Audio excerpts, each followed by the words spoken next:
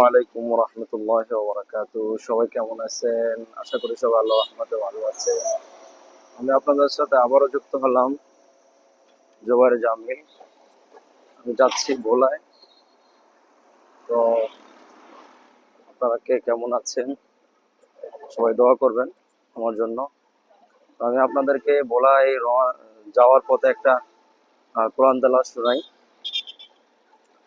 أعوذ بالله من الشيطان الرجيم. بسم الله الرحمن الرحيم.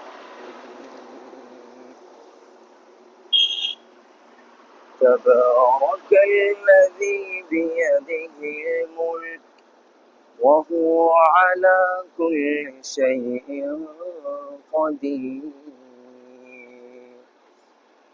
الذي خلق الموت والحياة ليبلوكم أيكم أحسن عملا وهو العزيز الغفور.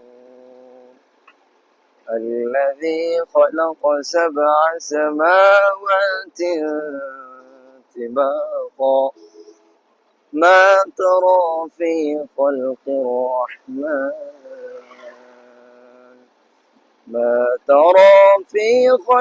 الرحمن من تفاوت فارجع البصر هل ترى من فتور. সাদাকাল্লাহুল আযীম। কোরআন তেলাওয়াতটি কেমন হয়েছে অবশ্যই জানাবেন।